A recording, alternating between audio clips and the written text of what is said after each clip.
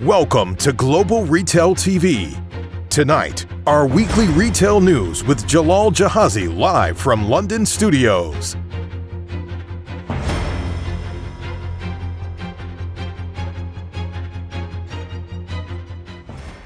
Quebec proceeded with the first of three planned closures of non-essential retail stores Sunday, as the provincial government tried to curb a new wave of COVID-19 driven by the highly infectious Omicron variant.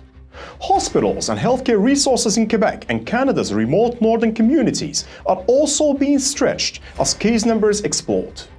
Quebec Premier François Legault announced last week that the bulk of the province's stores will be closed for the next 3 Sundays, with the exceptions of pharmacies, convenience stores and gas stations. Charles Miller, president of the Quebec Federations of Chambers of Commerce, urged the government to lift the measures as soon as possible. The closure came as Quebec reported 15,845 new COVID-19 cases, as well as 13 additional deaths linked to the virus. Frozen food specialist Iceland has revealed that 1 in 10 workers are currently self-isolating as staff shortage takes a toll on business. The NHS and public transport network after the Christmas break, the supermarket chain told Sky News that about 3,300 people were currently at home, representing 11% of its entire workforce. As rules to seem spread the Omicron variant and disruptions, the company spoke up before Prime Minister Boris Johnson revealed that 100,000 people and 100,000 workers across the key industries, including food processing, will be required to have a daily COVID test to minimize the spread of the disease. With UK case levels currently above 200,000 a day, Iceland says that the rate of staff absence in recent days is more than double last year's peak, that is called pingdemic, when used the NHS COVID apps identified as coming into close contact with someone who had tested positive and had to isolate for 10 days. Large Vietnamese retail firms will gain more market share in 2022 as small competitors have been forced to exit the game due to COVID-induced problems. The Ministry of Industry and Commerce forecasts that by 2025, domestic sales will account for 13.5% of the gross domestic product's GDP, with sales of products and services to rise 9 to 9.5% annually. Sales of products and services for 2021 reached nearly 4,800 trillion Vietnamese dollars, a 3.8% drop from previous year, according to the Ministry of Planning and the Investment. The number of newly established firms in November last year saw a sharp decline of 15% compared to the same period of the previous year, at just over 105. Meanwhile, nearly 40,000 firms will shut down during the period, according to the news agency.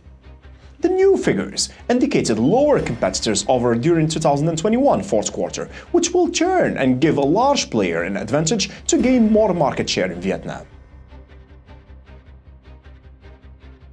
With fears the new coronavirus variant might scare off shoppers, many fashion retailers enjoyed record revenue over the festive period. The new restrictions in England try to control the spread of the new Omicron variants of COVID-19 began on December the 13th as part of the government's Plan B winter strategy. People were told they must work from home if they can, while face covering were also made compulsory in most indoor public venues, including shops. In Wales, Scotland, and Northern Ireland, the new rules not directly related to retail were introduced from the 26th of December. Face masks are also required in all indoor public places. Fashion retailers and industry bodies were concerned that the fresh curbs will damage the trade throughout the Christmas period, just as businesses had started to show signs of recovery. Although Springboards reported that footfall worsened during December between 28th of November and 2nd of January to minus 18% below 2019, compared with minus 14.5% in November.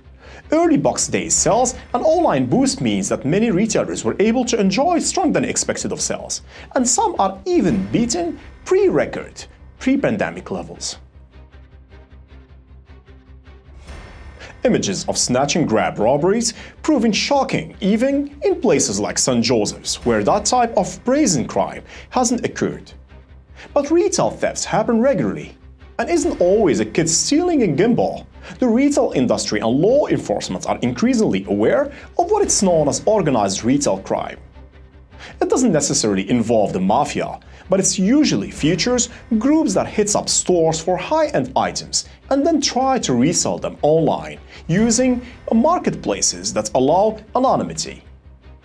A National Retail Federation survey found that organized retail crimes now cost stores as an average $700,000 per $1 billion in sales.